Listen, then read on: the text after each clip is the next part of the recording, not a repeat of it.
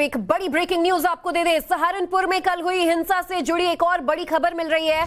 सहारनपुर हिंसा के मामले में अब तक कुल 56 आरोपियों को गिरफ्तार किया जा चुका है, जबकि बाकी आरोपियों की अभी तलाश जारी है। गिरफ्तार किए गए आरोपियों को जेल भेजा जा रहा है। इन लोगों की अलग अलग इलाकों से गिरफ्तारी हुई है। बताया जा रहा है कि कल लोगों ने जो विरोध प्रदर्शन किया था, इस मामले में अब 4 अलग अलग मामलों के तहत एफआईआर दर्ज की गई है, जिसमें धारा 144 का उल्लंघन, हिंसा भड़काने के मामले भी शामिल हैं। ये तस्वीरें आप देखिए कि कल तक जो सड़कों पर नारेबाजी करके माहौल बिगाड़ रहे थे, वो आज किस तरह से पुलिस के सामने सीधे साधे बनकर बैठे हैं और पुलिस की गाड़ी में इन 56 लोगों को ले जाकर अब हवालात भेजा जा रहा है। आरोप है कि सहारनपुर में हिंसक भीड़ ने मार्केट में दुकानों को भी निशाना बनाया। हमारे संवाददाता ने दुकानदारों से बातचीत की तो उन्होंने कुछ चौंका देने वाले खुलासे किए। देखिए एक रिपोर्ट।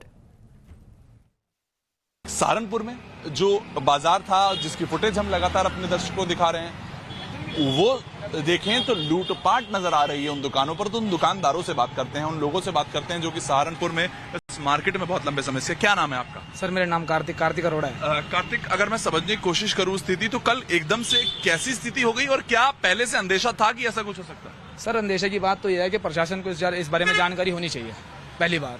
दूसरी बात, अंदेशा हमें इस तरह नहीं था कि इतना ज्यादा हो जाएगा एकदम से। ये लोग गए हैं और वापस आते हुए जिन्होंने पथराव किया है यहाँ पर, ये मेरी दुकान में सर देखिए 2 गर्ल्स जॉब करती हैं। इनकी सेफ्टी के लिए मैं दुकान बाहर बंद करके यहाँ खड़ा रहा हूँ। इनकी दुकान में गर्ल जॉब करती है, अगली दुकान में भी जॉब करती है। हम लोग अपनी इनकी सेफ्टी के लिए बाहर में खड़ा होना पड़ा। इतना जोरदार प्रदर्शन करा है सर, हमें पता है कि हम यहाँ पर किस तरह खड़े हुए थे। इस दुकान को खाली छोड़ करके कैसे चले जाएं हम, जहाँ हमारे पता हो कि हमारी बहनें अंदर है। बिल्कुल, तो उनको कोई फर्क नहीं पड़ रहा था। क्या हो रहा था? अगर आप समझने की कोशिश करो तो मतलब क्या भीड़ बहुत ज्यादा हो गई थी? क्या स्थिति थी? और इससे पहले बाजार में ऐसा कुछ होता देखा है? नहीं, मैंने तो पहले कभी ऐसा होता नहीं देखा। लेकिन भीड़ बहुत थी, शायद इतना डर का माहौल हो गया था। बहुत ज्यादा घबराहट हो रही थी। फर्स्ट टाइम मैंने ऐसा देखा है भीड़ के कारण, क्योंकि इतनी भीड़ और एकदम से नारेबाजी था।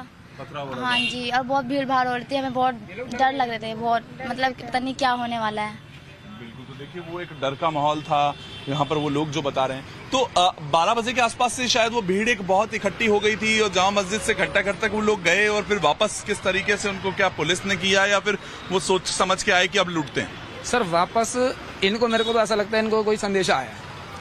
जब ये गए हैं श्री राम चौक पर, इन्होंने यहाँ पर बहुत देर हंगामा किया। उसके बाद एक अचानक से इन्होंने एकदम से माहौल बना दिया कि यहाँ पर इन बाजार को टारगेट करना शुरू कर दो। बस अब किसी संदेश के इंतजार में थे ये लोग। जितना यहाँ पर एक तबका था जो हरा झंडा लिए हुए था, सब ने नशा किया हुआ था। उन्हें पता ही नहीं था वो किस अवस्था में है, वो क्या कर रहे हैं। कौन लोग थे? मतलब क्या आम तौर पे तो शायद बाजारों में वो लोग नजर नहीं आते? सर आम तौर पे ऐसे लोग कहाँ नजर आते हैं? ये बुलाए गए थे। सहारनपुर का नेहरू मार्केट, 10 जून का समय, शुक्रवार को 12 बजे दोपहर को बहुत सी भीड़ इकट्ठी होनी शुरू होती है।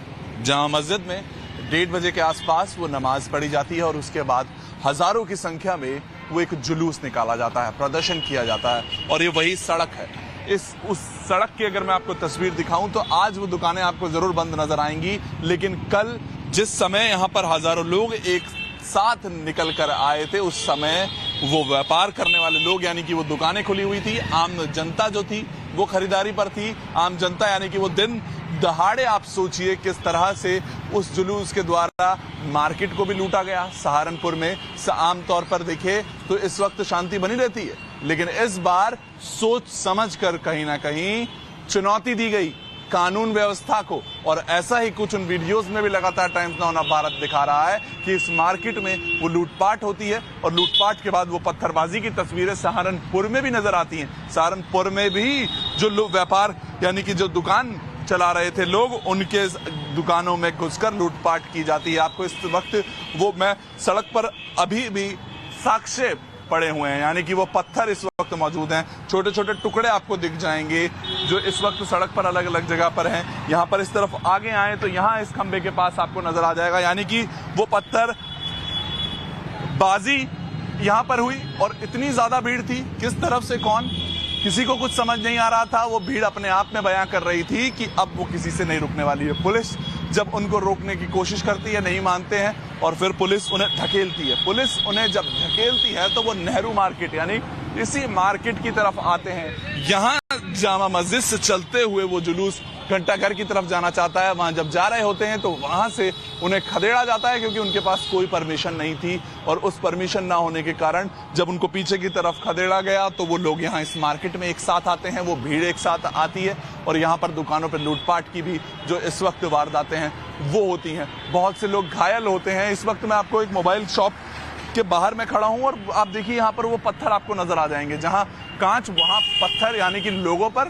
दुकानों पर पत्थर चलाए गए। लोग घायल भी हुए, बहुत से लोगों को अब गिरफ्तार भी किया जा चुका है। लेकिन वो माहौल सहारनपुर का इस वक्त यानी कि कानून व्यवस्था को चुनौती देने के लिए हजारों लोग सड़कों पर उतरते हैं, प्रोटेस्ट करते हैं और वो कहीं ना कहीं सफल भी हो जाते हैं क्योंकि इस मार्केट में अब वो दहशत का माहौल बन गया है। वो आम जनता जो दिन में निकली थी, दिन के दोपहर के 1:30 बजे जब निकली थी, अब उसे शायद आज वापस से सहारनपुर में इन सड़कों पर उतरने में डर लगेगा। और सहारनपुर की स्थिति यही बयां कर रही है, पूरे देश में बहुत से ऐसे शहरों की स्थिति यही बयां कर रही है कि एक सोचा समझा तरीका है जिसमें सबकी एक ही चीज जो चाहते थे वो ये थी कि कानून व्यवस्था को आइए आज एक चुनौती देते हैं। वीडियो जर्नलिस्ट हरेंद्र के साथ वरुण भसीन, टाइम्स नाउ भारत, सहारनपुर।